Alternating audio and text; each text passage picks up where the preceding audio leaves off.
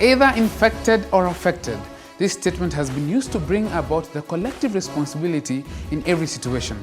This statement gives us an approach on today's discussion. Speaking to the youth in this generation, there are some things which you can pick quickly. It's either relationships, work, school, drugs, sex, and so on and so forth. These things all revolve in one thing that makes them harmful to us: addiction. Now, can a habit take full control of a person that he is left helpless? Can one break off from addiction?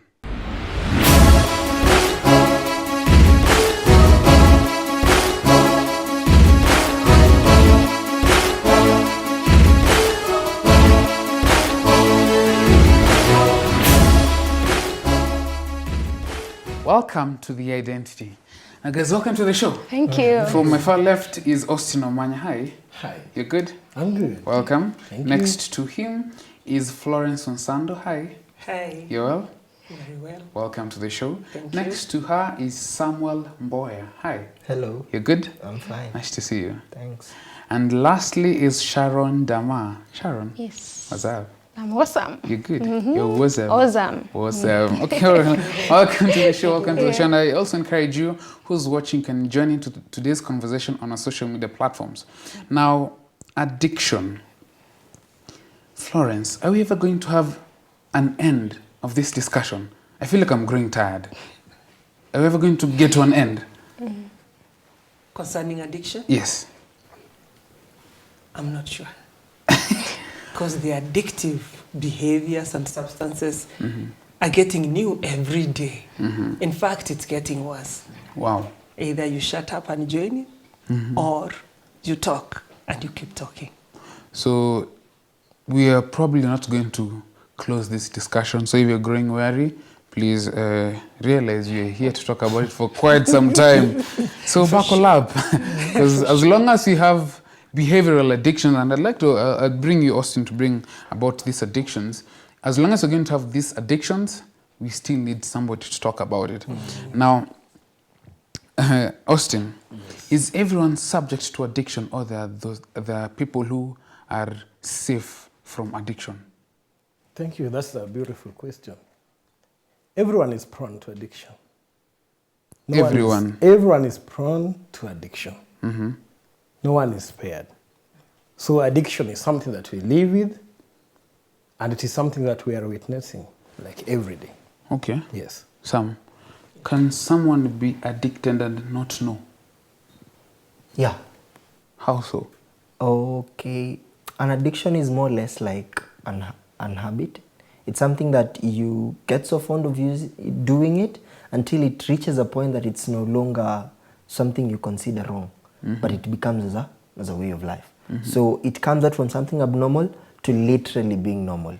So sometimes the fact that it has turned to normal, people consider it something that is acceptable, yet it's literally something that they're struggling with. You know, what you're saying begs me to ask.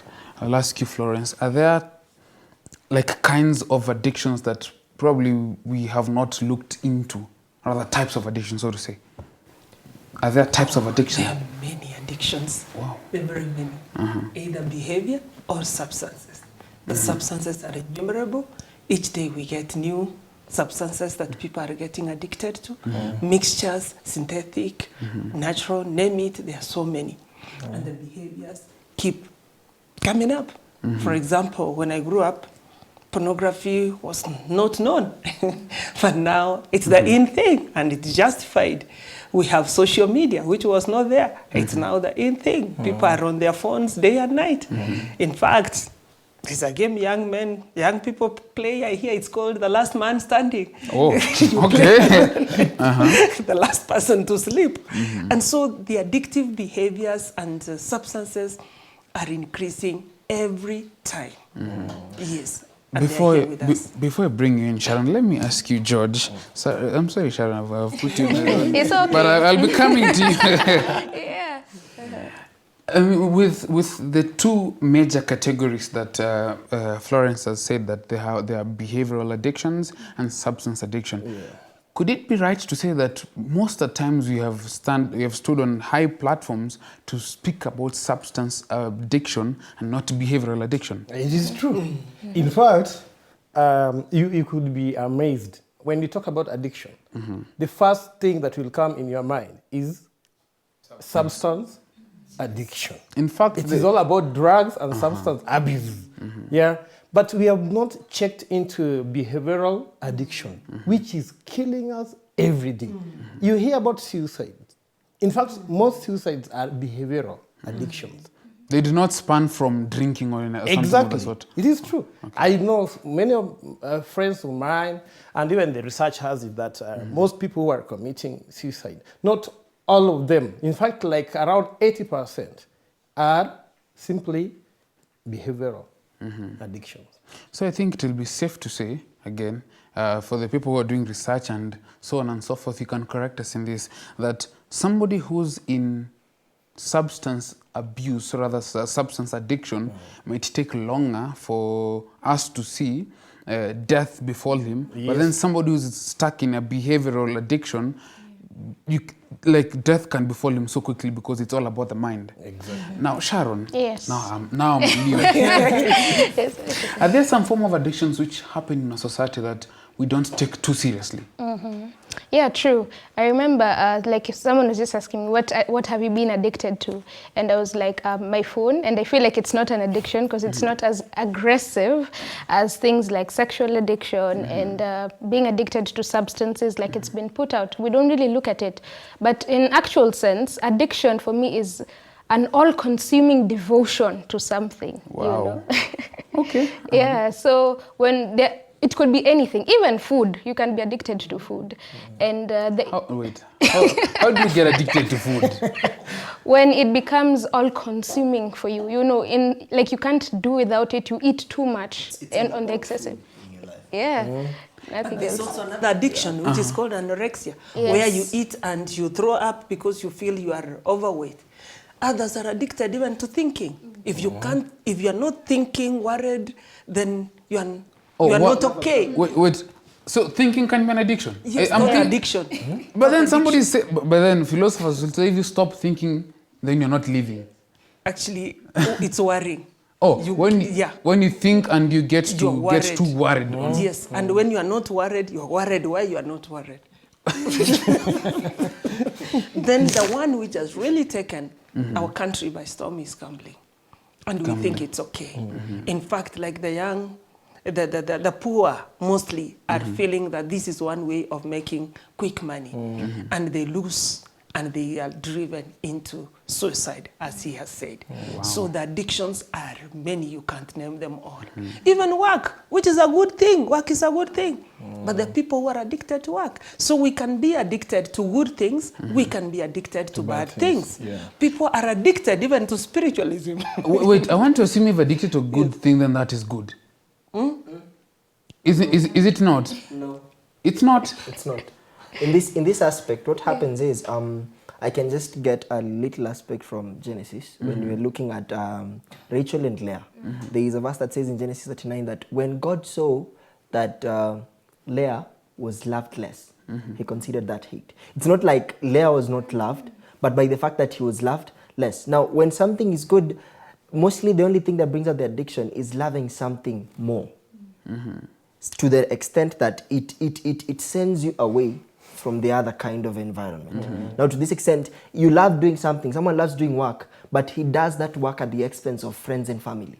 He doesn't have time for family, doesn't have time for friends. He also doesn't have time for himself because he feels like I have work to do, I have deadlines to beat. So at times, with the moment it takes you away from the larger environment that you're supposed to be integrated in, then it's that point that it has eaten you up to that point that you cannot. It's actually a compulsion to do something despite negative consequences. Okay.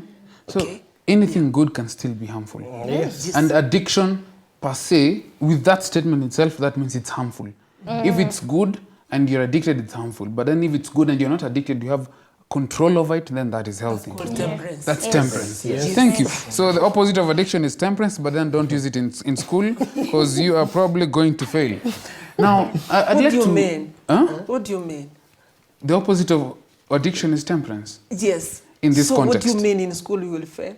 I want to assume teachers will say the opposite of addiction is something else. But then if it's temperance, well, praise God that I have discovered something new. Now, I'd like to take this discussion on a personal level. I started off by saying if you're affected, you're infected. Yes. I'd like to start with you, Austin. Are you infected or affected? I'm affected. You're affected. Yes. So you've had your own share of addiction. Exactly. Exactly. Kindly, what was... I'm trying to imagine, I mean, you have been known to be a mentor. And I'm thinking, why, how, okay, what could you be addicted to? What was the point of drive? Yeah. I suffered a severe addiction. I remember I was introduced to masturbation at the age of around 10 years, when I was in class 6. Class 6? Yes. Yeah. Okay.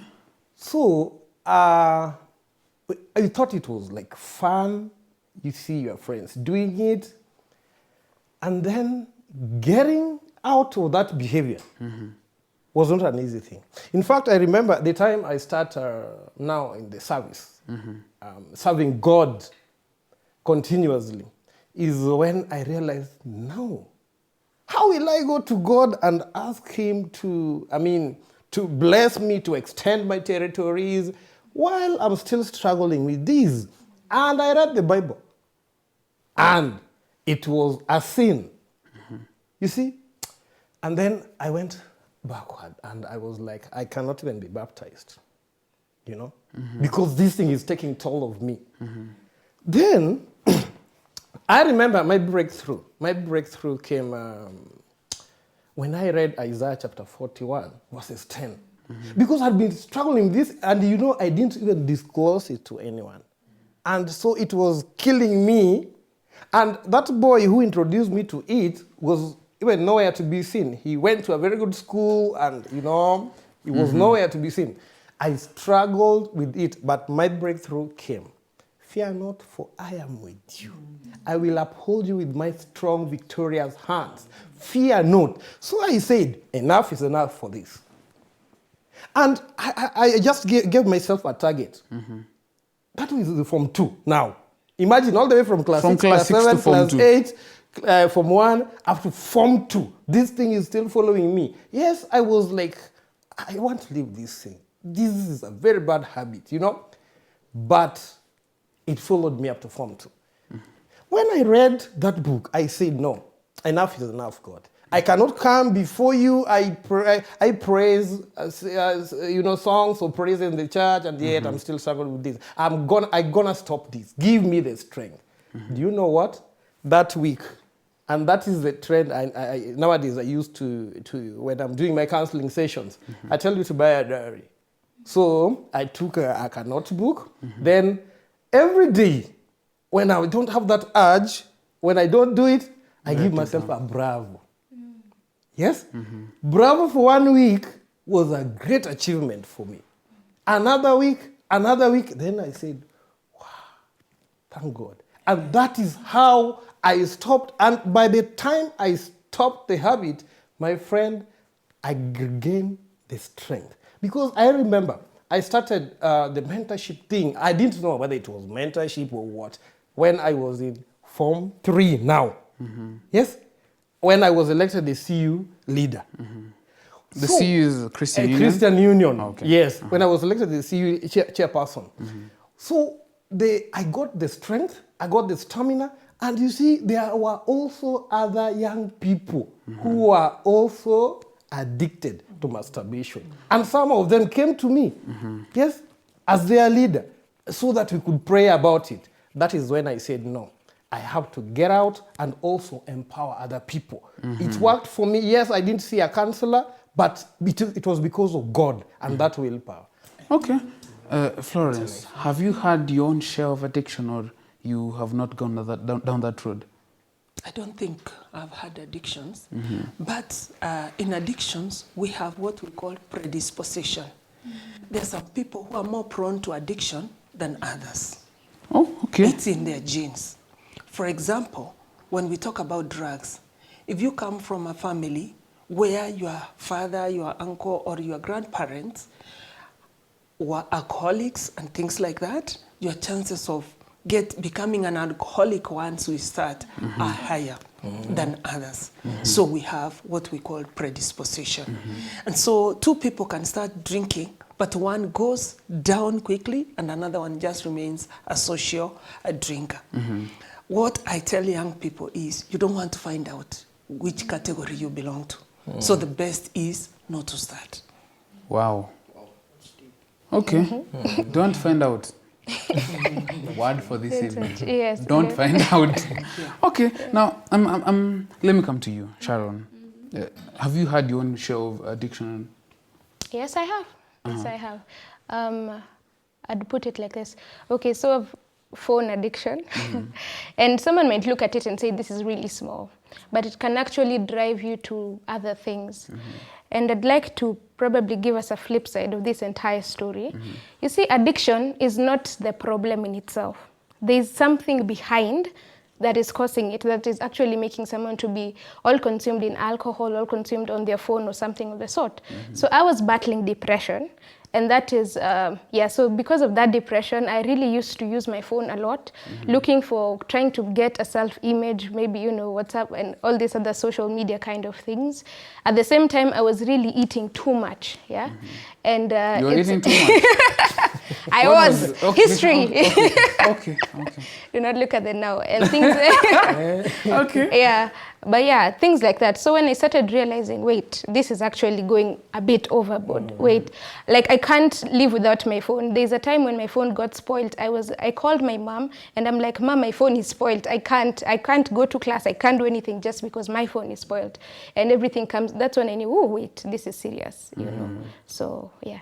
Oh, okay. And I think she's brought some interesting aspect that we have probably belittled phone addiction. Is that so, Florence? Let me start with Sam. Yeah. Do you think that we've belittled phone addiction? Because somebody will say, I'm not really addicted. I just love my phone. I think we kind of looked at something different, fear of missing out. People get that notion first that I don't want to miss out, but before they know it, every second goes, Naskia, I'd rather get Wi-Fi so that my phone is online. I can get to see everything as they come and as they go. So you find most of the time, you're able to handle phone conversations end, very well, texting, but literally you are so poor at normal conversations or even talking to people. It eats you up to the point that you cannot even get a chance to express yourself. It's something with most of our youths as we are. Just expressing yourself in a very simple way, like you're told address people or even say something about yourself, they literally cannot do that. But just give them a phone and what they can write, you'll be surprised at what they can be able to do. So at times, it gets so much to the fact that it's not the aspect of missing out, but we get so engrossed in it until we make sure other places are even impaired by that aspect. Well, interestingly, there's a gentleman who once said this to me about our generation right now, is that our generation can be very well defined with its dire need of supplies, which are pretty much two: a charger and Wi-Fi. You give that to anyone, I'm good to go, man. I'm good to go. You want us to fly? There we go. It's. We can laugh about it, but that also represents an interesting phenomenon. We're supposed to look at it very carefully.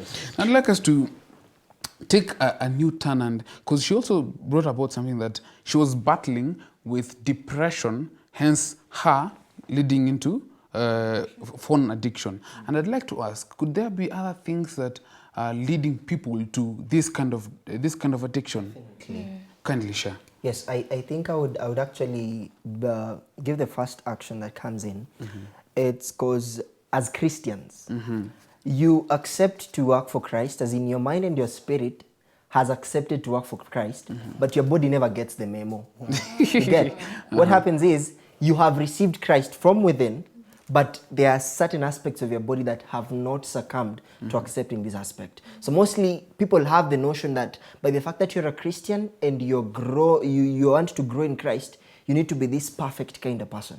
So even when these problems are eating you up, you're not open enough to talk because you're afraid like, see, you're a Christian. How does this even come to be part of yourself as it is?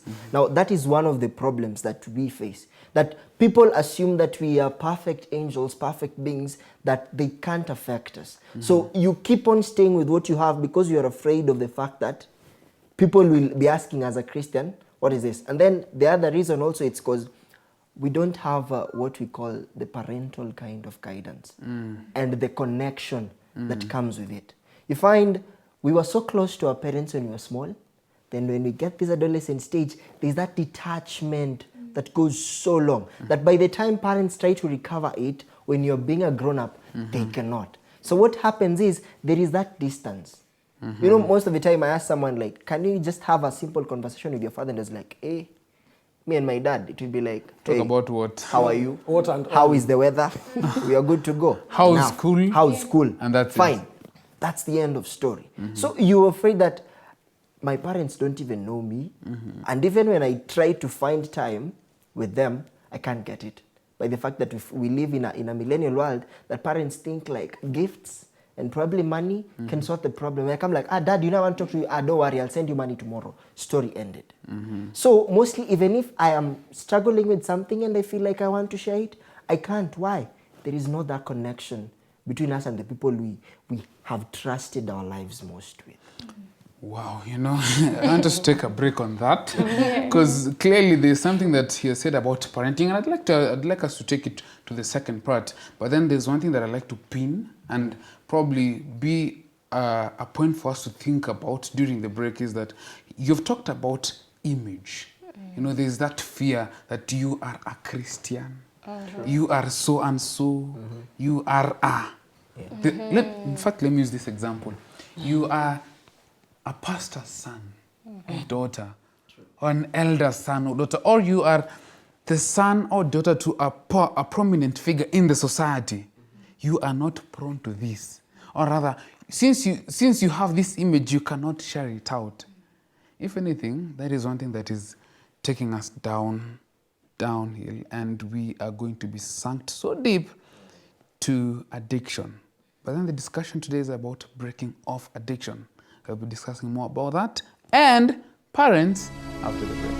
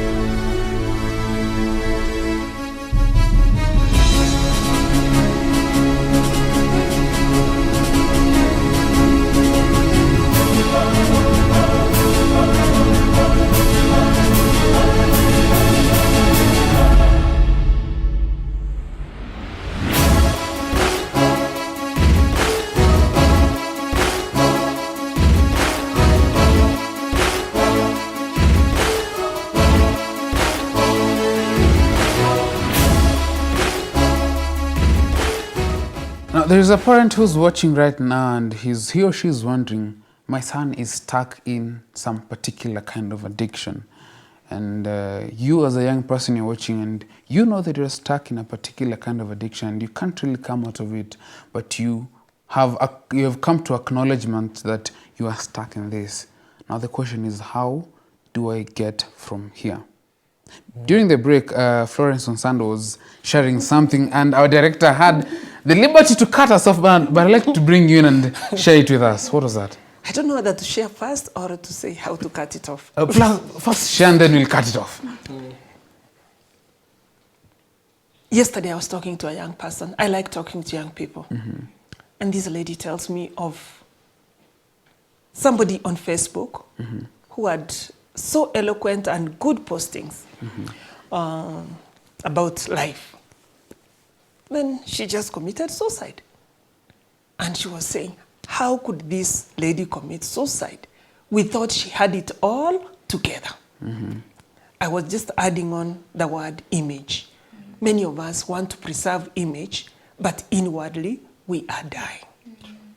And the sooner we come to a realization that we need to deal with those inward problems, the better it will be for everybody else.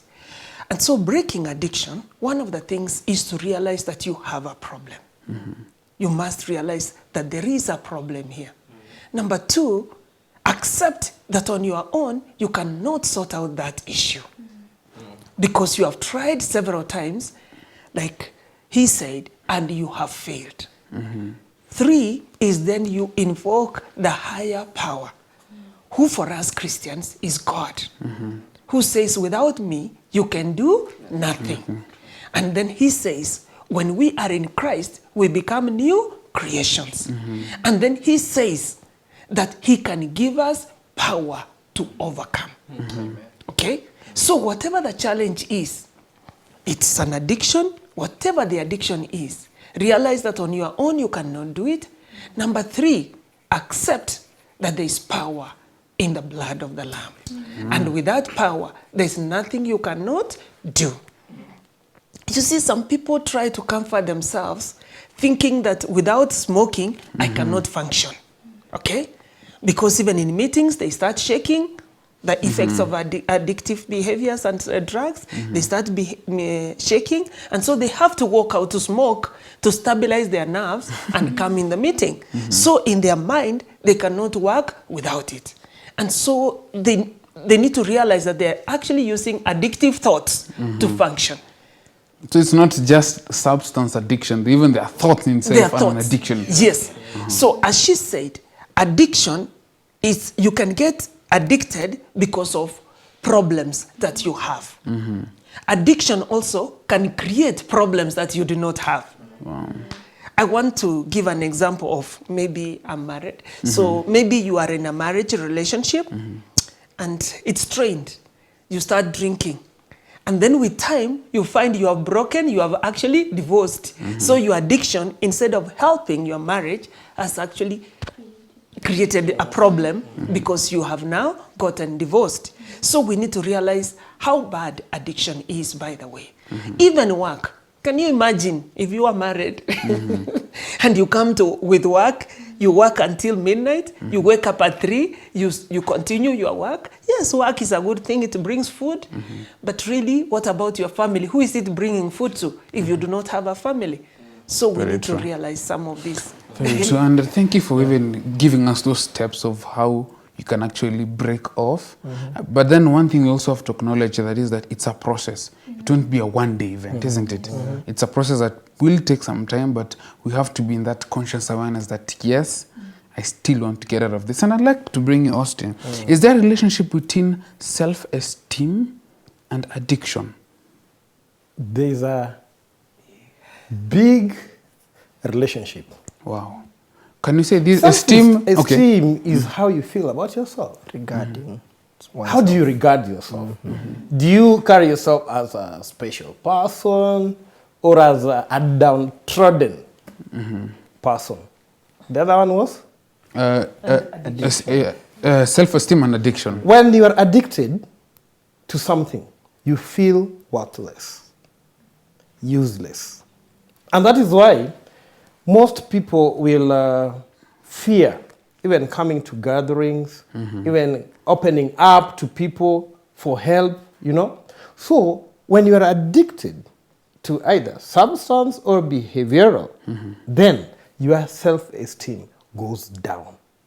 Wow. But low self-esteem can lead you to those addictive behaviors. I want to talk about social media. Okay, please Many times, people live their dream life on social media, so to speak. I want to be in Dubai, so I will go and post near some Dubai signage somewhere and post on social media, I was in Dubai. Okay?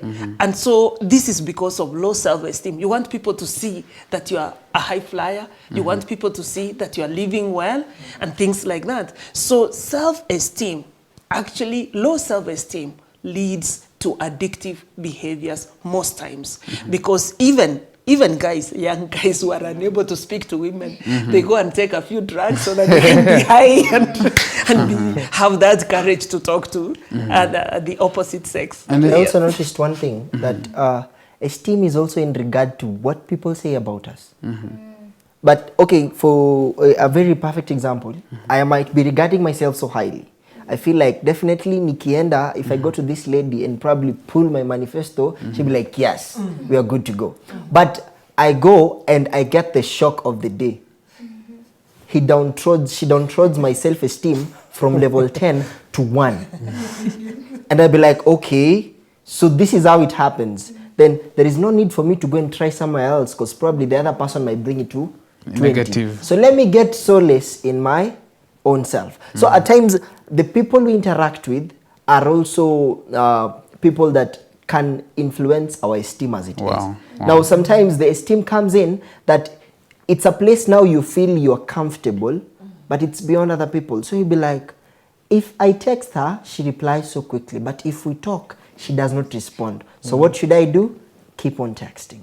So if I keep on, and you know, statistics had shown it only takes 21 days for you to change a behavior, to develop a behavior of something. So it's only 3 weeks, and you notice you're addicted into something, that you probably have a change of character. So at times, we also need to know the people who we're interacting with, because they have an influence on our esteem. Because at times, it's us to look at, what do people regard about myself? That's why people go and ask, hey, by the way, how do you think it will be when I do this?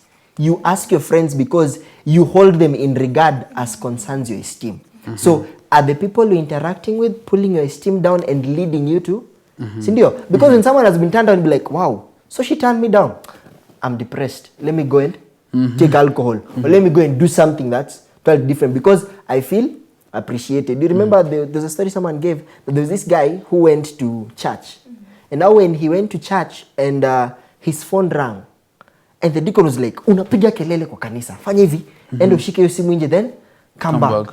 So, you know, at that time, while this phone was ringing, he was depressed, and the call that came even made things even more depressing. So he decided to do what? To go to the bar. Now, when he went to the bar, he was given just a glass of nini. So while he was going to do that, kuna venye ikateguke kaanguka. Then the waitress came, wiped the floor, and was like, sorry, we are sorry, we'll refund you. And was like, so I am getting even better reception in the bar than in church. This is my church from now henceforth. And he stayed there, became addicted, and that's how he got detached from the aspect as it is. And thank you for, okay, can you finish up on your point? I'm winding up. That's what I'm saying, that at times, the people we interact with, or how we also relate with people, depend on whether we are going to build someone's esteem or also bring it down and lead them to that line of addiction. So it depends on where you get your pull from. Your self-worth from. Your self-worth. So you should be cautious about that. Because if you depend, you see, that's why young people are on social media so much. Because the number of likes I get on my post make me feel I am worthy. Appreciated. People are watching my post. And that's why people like, I don't know whether to mention names, Vera Sindika can post the way they want so that they can attract as many people to their site as possible. So, but when we know where our worth comes from, then really, when we are on the right track, it doesn't matter so much what others say. Amazing. Now, a lot has been said about self-worth, and it's something that we're supposed to actually look into it, because in honor that it has a close relationship between, it has a close relationship with addiction. Now, during the break, I alluded to the fact that you're going to talk about to our parents. Now, I'd like to ask you a question, Sharon. Yeah.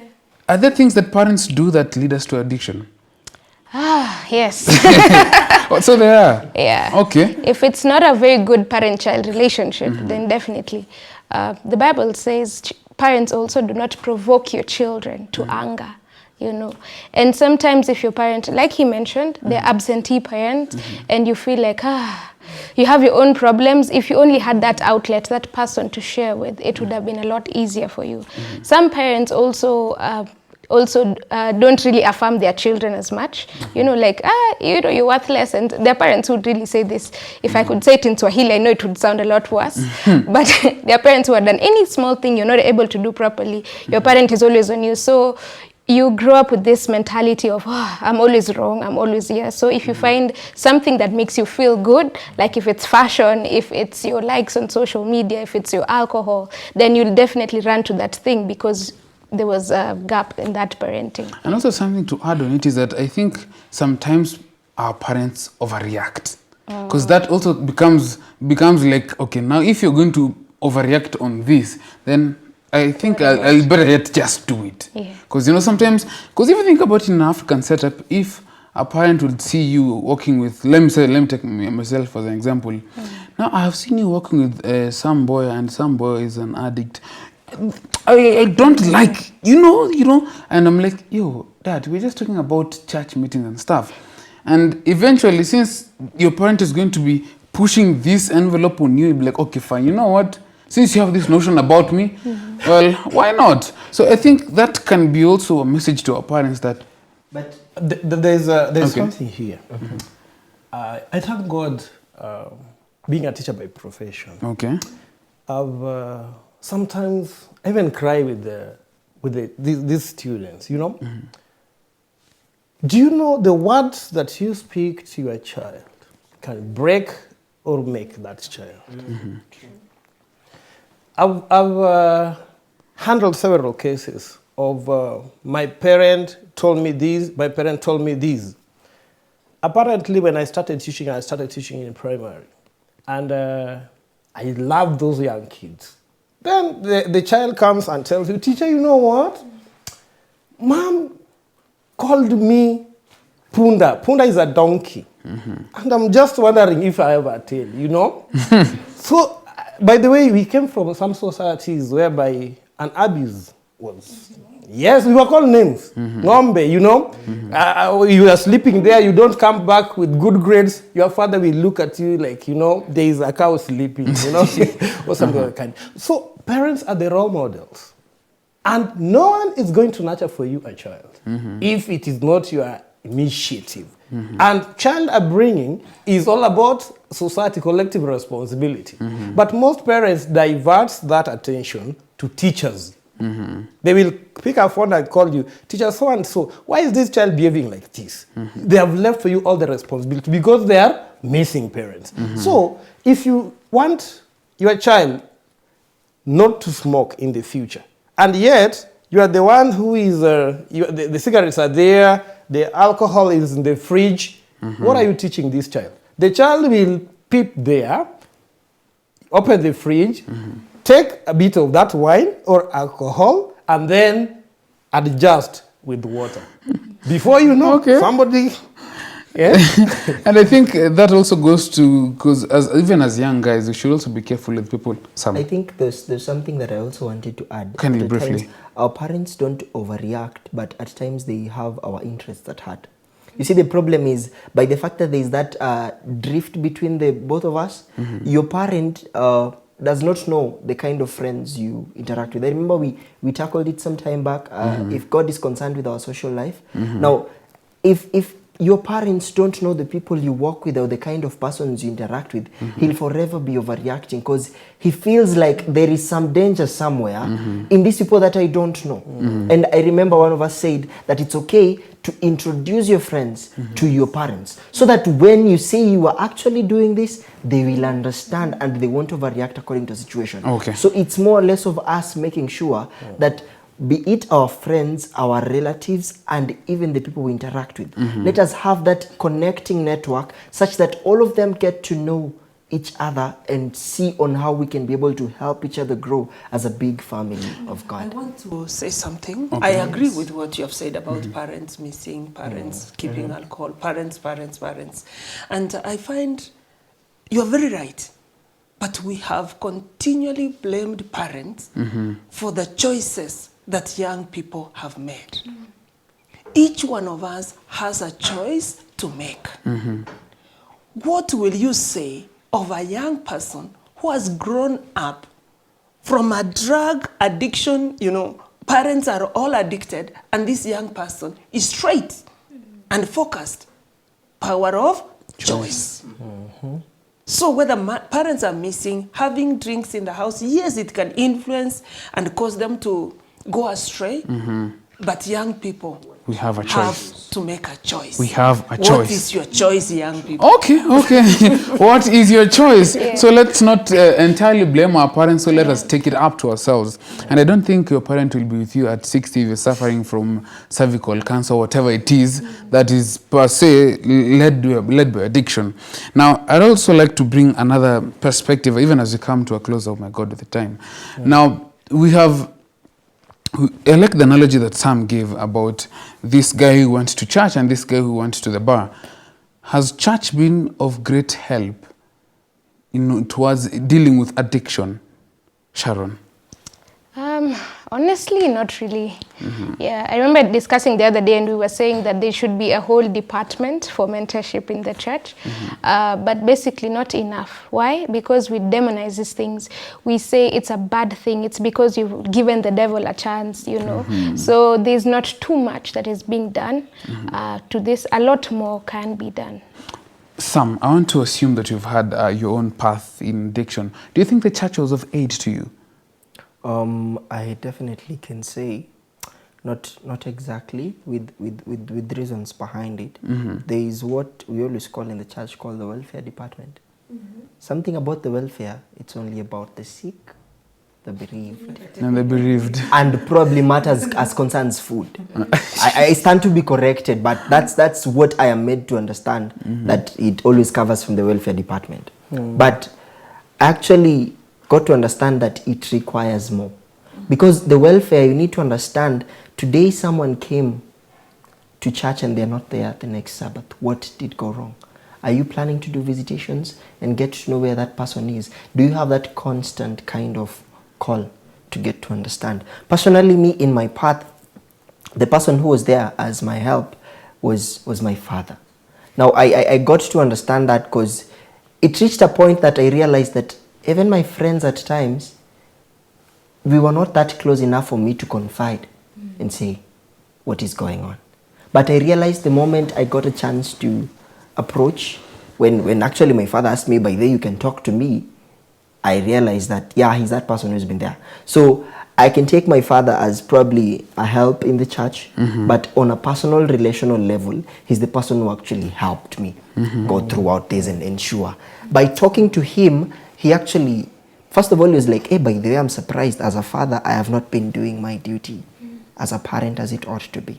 But I promise to help take you through this until you're good to go, when you can stand on your feet. But you can still come to me for every problem that you have. So at times, the church in itself looks at this perspective, kwamba your welfare is catered for as much as provided you come to church and you've eaten, or when you're sick, we've brought fruits to the hospital, or when you're bereaved, we send some people to accompany and say sorry on behalf of the church, we're good to go. But people are struggling outside here. If there was a way that we could look at the welfare, or even getting to teach them of these things, or even getting people whom we are trusting in the church. You know, the problem is when we approach in church and we be like, wait, so even you're in this thing, how?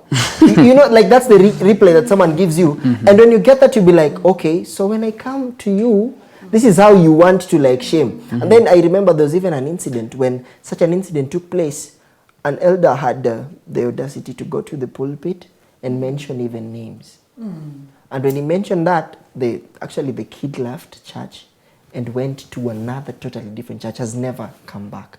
It always pains that at times that approach is not even given by someone calling you and asking, is it true that this and this is happening?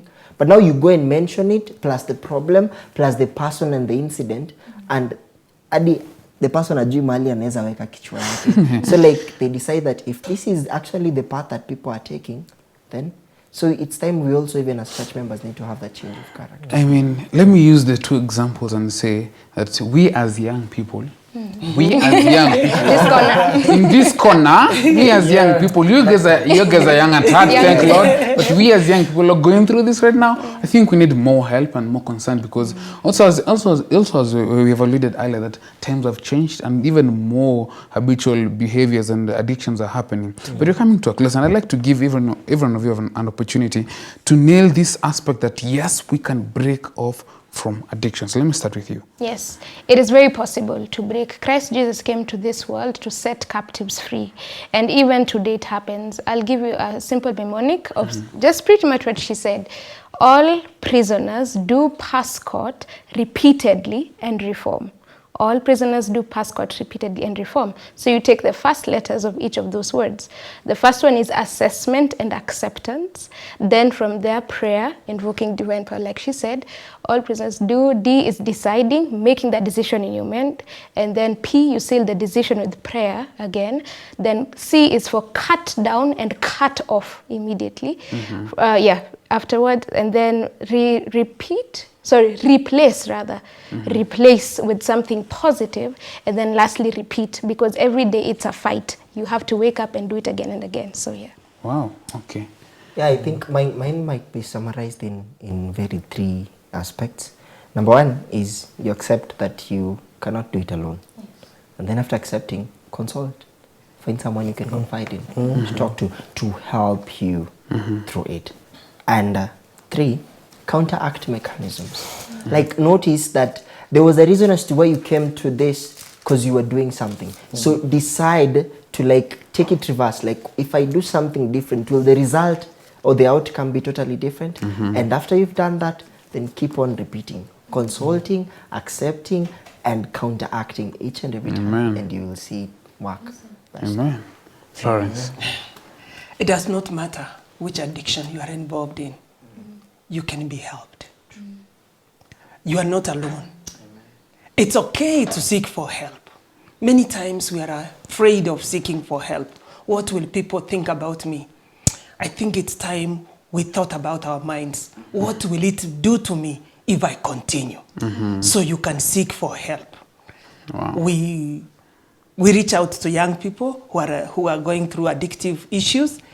But we forget old people too are addicted. Most homes are breaking because of pornography among men and women. We have a lot of addictions all around us. And the sooner we seek for help, the better it is. And in Christ, we have the best help that we can get. Thank you so much. Amen. Yeah. Austin. Hey, that was so wonderful. I don't even know what to say. I think I have a text here. 1 Corinthians 10, 13. No temptation has overtaken you that is not common to man. God is faithful, and he will not let you be tempted beyond your ability. But with the temptation, he will also provide the way to escape.